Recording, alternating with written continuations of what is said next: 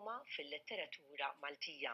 U miħaj għandi l-Dr. Adrian Grima, li apparti li huwa lettur fid-Dipartiment tal-Malti tal-Università ta' Malta u wkoll il-koordinatur ta' dan il-kors għad-Diploma fil-Letteratura Maltija.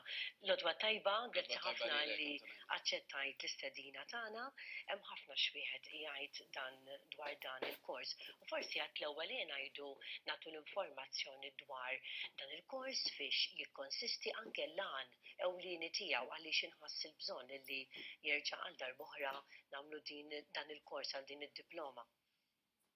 Naħseb waħda mill-raġunijiet ewlenin għaliex ħriġna bl-idea li noħolqu diploma fil-letteratura Maltija li ssir fil-għaxija darbtejn fil-ġimgħa.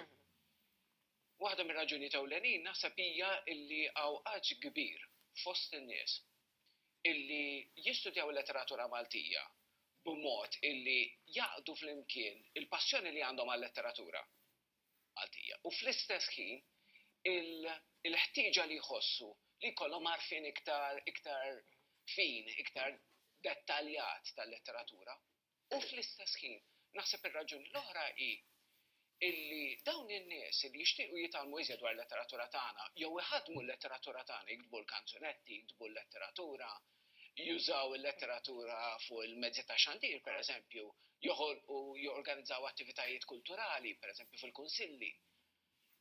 Raġuni oħra allura hija illi nibdew nħarsu lejn letteratura tagħna bl-għajnejn tas-seklu 21.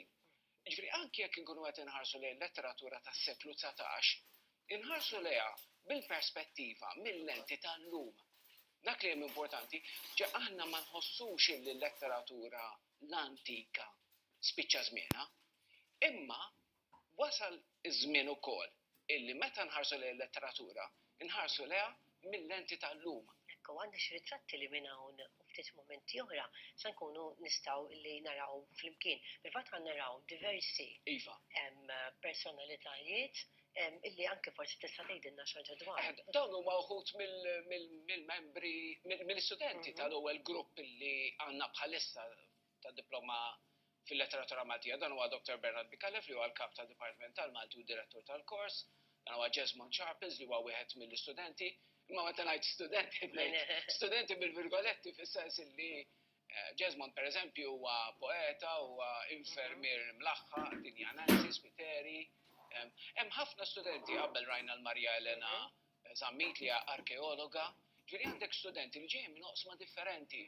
U dan jagħtini l-opportunità nowiltanti illi huwa għalliem imma jikteb ukoll riċensjonijiet tal-letteratura fil-gazzetti normali. Jiftaħlek orizzonti ġodda dan, ukoll titlaqa ma' nies oħra li. 100% u ħaġa mill-isbaħ dwar dan il-kors dal-ewwel grupp huwa ħaġa mill-isbaħ hija kemm ingħaqdu bejniethom. U dak li għadhom kien l-ewwel nett l-attitudni tagħhom. Din hija Diane Jordan Majna li taħdem fil-promozzjoni tal-qari fil-fatt xogħol importanti ħafna u Daniela Tarbezzina warajha illi hija qarija tal-provi. Dawn huma studenti illi dak li għadhom kien il-fatt li jħobbu l-letteratura Maltija. Imma ġej minn oqsma differenti. Mill-letteratura Maltija għaqdithom flimkien. Għaqdithom il-passjoni tagħhom, ġieri dawn ingħaqdu għaliex l-ewwel nett għandhom attitudni miftuħa ħafna. Imma anke għaliex il-fatt li ġejjin minn oqsma tant differenti, Jesmond ġej mill-qasam tal-infermeristika, huwa infermier, imlaħħa. Ma nafx hemm Rowina pereżempju hija taħdem f'laboratorju xjentifiku l-Università. Nowiltanti huwa għalliem ma mhux tal-Malti Kita Zoppardi dan Kristċini li huwa notar. Dawn ġejjin minn oqsma differenti u proprju għaliex ġejjin minn oqsma differenti ħafna naħseb idakru xulxin, influenzaw xulxin. Meta qed tgħid dwar fiex jiffoka. Ikun hemm momenti fejn kif anke naraw fir-ritratti hemm ħafna diskussjoni. Ġifieri aħna matul il-ġurnata fil-korsijiet tagħna matul il-ġurnata inħeġġu lill-istudenti biex jitkellmu, imma dawn l-istudenti dan huwa l-awtur tal-romanzi kriminali Mark Camilleri. Dawn l-istudenti m'għandek bżonn tħeġġu ġew biex jitkellmu dawn ġew bil-passjoni, ġew bil-imħabba li għandhom għall-letteratura. Uħud minnhom jafuha mhux ħażin il-letteratura, oħrajn ma jafu xejn. Uħud minnhom laqas studjaw il-letteratura. Ma xorta. Imma ġew passjoni kbira jħobbu jaqraw u daħlu għal dan il-kors b'entużjażmu kbir u jixtiequ jitgħallmu. Il-kors il-fatt huwa mifrux fuq sentejn. Iva. Ġifieri huwa twil mhux ħażin, però dawk il-jumejn ftit ħin xorta laqas salhom għaddejjin żgur sentejn. Eżattament. Jiena bil-fors inħobbu dan il-kors, ġifieri peress li kont involut dan kien ta' zuppar Declare Serafa. Semmili li kont involut u ta' meta kont qed naqra dwar ukoll illi apparti li tgħallem il-letteratura Maltija fid-Dipartiment tal-Malti tal-Fakultà tal-Arti fl-Università, inti wkoll tgħallem il-lingwa u l-letteratura Maltija fl-Università Inalco ta' Pariġi. Iva.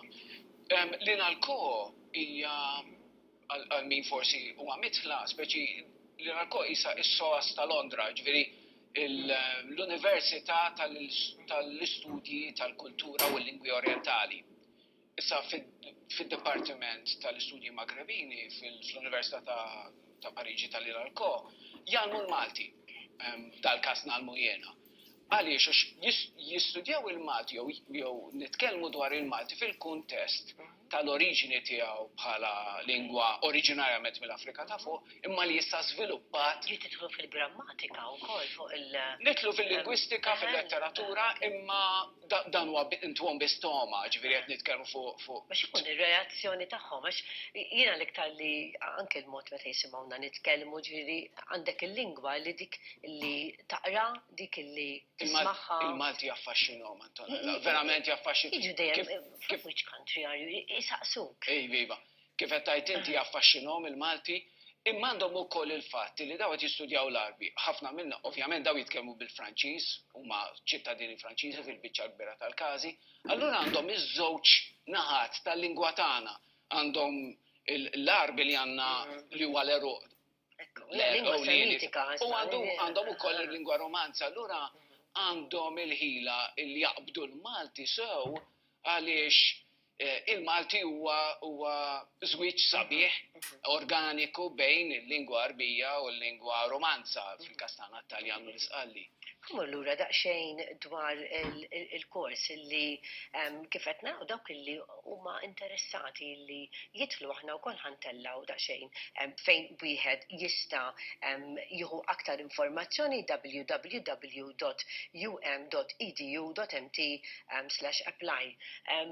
Dak li kun jaqra dwarha u forsi meta anke qed jismana dwar min ikun preżenti f'dan il-kors aħna nagħmlu l-kuraġġ li semmejna wkoll li kien hemm nies li m'għandhomx background letterarju li għandhom ċertu pożizzjoni. Ġifieri tista' tmur hemmhekk biex tisma' titgħallem tagħti l-opinjoni tiegħek. Naħseb l-iktar ħaġa importanti hija l-entużjażmu.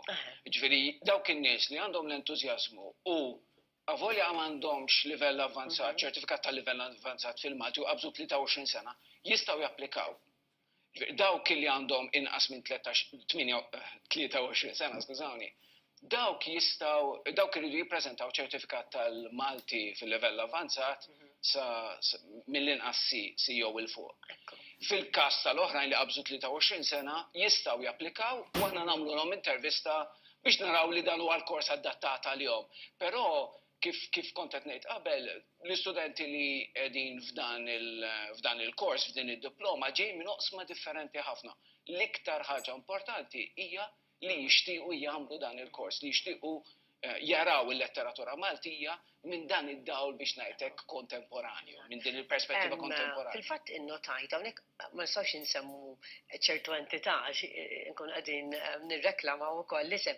Però biftejn mad-Dipartiment tal-Malti semmejtlu wkoll illi hemm entitajiet illi se jissapportjaw anke il-miżata illi anke jasal għal massimu ta' 2,000 euro. Ġifieri għandek dak is-sapport minn entitajiet privati illi qegħdin jissapportjaw ukoll il-personali tiġi l-ewwel fil-kors se jħallsula hemm kumpanija privata li se tħallsilha il-miżati tagħha u hemm il-Kunsill Malti għall-Arti li se jħallas sa 500 euro għal 4 studenti li jkunu marru tajb ħafna fil-proġett tat-tieni sena. Id-diploma li għandha sabiħ huwa wkoll naħseb jiena illi qed se tgħallem affarijiet li aħna m'għandniex ċans nagħmlu matul il-ġurnata kif tikteb il-lirika tal-kanzunetti ma' Alex Vella Gregory, kif tanalizza manuskritt letterarju ma' Chris Gruppetta li huwa pubblikatur, kif taqra il-letteratura billi tħares lejn il-qarrejja u mhux lejn il-kittieba, dan jagħmlu Dr. Bernard Mikallef. Kif tikteb il-letteratura ma' Kaldon Merċiqa. Hemm ħafna minn daw l-aspetti illi minn barra l-istudju tal-letteratura romantika ta' wara l-indipendenza u anki kontemporanja, għax nafsu ħafna fuq il-kontemporanju, hemm ukoll daw l-aspetti. Letteratura ta' tfal u adolescenti, per esempio, li normalment ma tul-ġurnata ma nix ċans naqblu fuq. Għandu wieħed ċans biex japplika dan il-kors. L-applikazzjonijiet huma miftuħin bħalissa, ġifieri min irid imur fuq is-sit li semmejt inti u japplika minn issa sa 19 ta' Lulju fis-satej ta' war nofsinhar. Iva. Jiena ringrazzjak. Vera ħad gost nisimek għalli huwa suġġett illi naħseb rari tisma' xi ħadd ma jinteressani, huwa suġġett hija parti mill-identità tagħna, ġifieri għandek il-wirt storiku meta tibda taqqad kollox, tibda tgħid verament huwa kors illi aħna nissuġġerixxu ħafna il dawk il-persuni li bħalissa qegħdin iseguna. Grazzi ħafna l-kumplament tal-ħidma tajba magħkom, però il-telespettaturi nixtieq illi nfakkarkom illi dan il-programm ikun hemm ir-repetizzjoni tiegħu għal-ħin tad-disa fuq TVAM 2, però intant imnaddu ftit reklam l-aħbarijiet sportivi imbagħad għandna dak is-suġġett li għedtilkom ibqgħu magħna sal-aħħar, suġġett verament interessanti ibqgħu hemm.